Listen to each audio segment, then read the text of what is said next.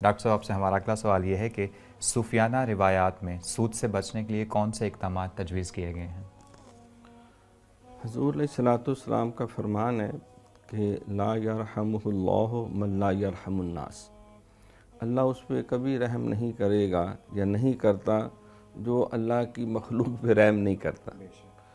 تو سودی نظام تو ہے ہی ظلم کا، استحصال کا، بربریت کا، غربت اور افلاس کی راہیں کھولنے کا، جرائم کے راستے کھولنے کا، اور جتنے بھی شارٹ کٹس ہیں وہ سودی بندہ جو ہے وہ ان کو گویا کہ انسینٹیو دے رہا ہوتا ہے۔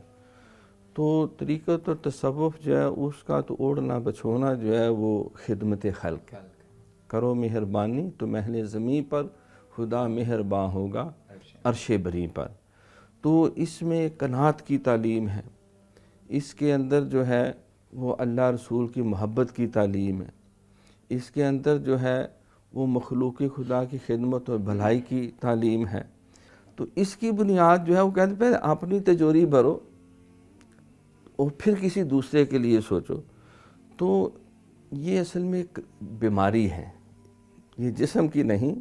جس طرح جسم کو بیماریاں لگتی ہیں اسی طرح قلب اور روح کو بھی بیماریاں لگتی ہیں۔ فی قلوب مرض فزادہم اللہ مرضا، اللہ فرماتے ہیں دلوں میں مرض تھے، مرض بڑھ گئے، اور ایسے مرض بڑھے کہ سم بکم عمی حملہ یرجعون کے درجے میں چلے گئے۔ تو ان بیماریوں میں ایک بیماری روحانی جو ہے وہ طمع اور لالچ ہے، گریڈ از کرس۔ تو یہ طمع پرست جو لوگ ہوتے ہیں، جو لالچی ہوتے ہیں، گریڈ از کرس، لالچی کتے کی مثال دی جاتی ہے، اور وہ حدیث بھی ہے کہ دنیا جیفۃ و طالبھا کلاب، دنیا کے مردار کی طرح پیچھے بھاگنے والے ڈاگز کی طرح ہیں۔ تو یہ انسان اس کے پیچھے بھاگتا رہتا ہے، یہ سمجھتا ہے کہ وہ شے ہاتھ آ جائے گی تو سکون آ جائے گا۔ ایسا نہیں ہوتا۔